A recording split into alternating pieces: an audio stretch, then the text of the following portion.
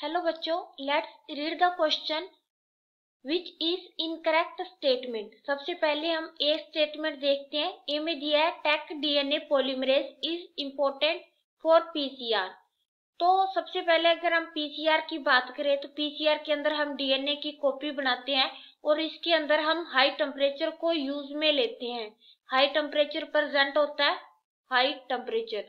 तो नॉर्मल बाकी के जो एंजाइम होते हैं वो इतने ज्यादा टेम्परेचर पर स्टेबल नहीं रह पाते, स्टेबल नहीं होते, इसलिए वो जल्दी डिग्रेडेट हो जाते हैं।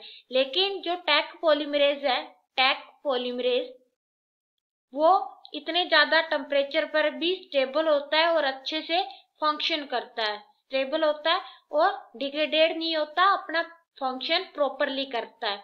इसलिए ये पीसीआर टेक्निक के अंदर इम्पोर्टेंट है। सेकंड स्टेटमेंट हम देखते हैं, Taq DNA polymerase is not a thermostable. लेकिन अभी अभी हमने देखा कि टेक पॉलीमरेज ज्यादा हीट पर भी स्टेबल है, यानी कि ये थर्मोस्टेबल है। तो सेकंड स्टेटमेंट रॉन्ग है। उसके बाद थर्ड देखते हैं, the PCR 2 nucleotide primer are used. तो पीसीआर के अंदर क्या किया जाता है, पीसीआर के अंदर डीनेचुरेशन की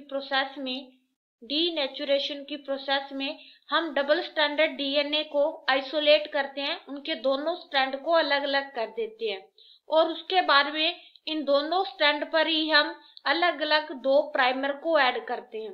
तो थर्ड स्टेटमेंट भी करेक्ट है। फोर्थ है, Taq DNA polymerase isolated from bacterium Thermus aquaticus. तो जो टेक पॉलीमरेज एंजाइम है उसको हम आइसोलेट करते हैं एक बैक्टीरिया जिसका नाम है थर्मस एक्विटस। ये बैक्टीरिया मेनली हॉट टेम्परेचर में प्रेजेंट होता है, इसलिए जो टेक पॉलीमरेज एंजाइम इससे मिलता है हमें वो हीट स्टेबल होता है। तो हमसे पूछा है कि इनकरेक्ट स्टेटमेंट है, तो वो है बी, क्योंकि बी में बोला है कि टेक डीएनए पॉलीमरेज थर्मोस्टेबल नहीं है, लेकिन ये तो थर्मोस्टेबल है।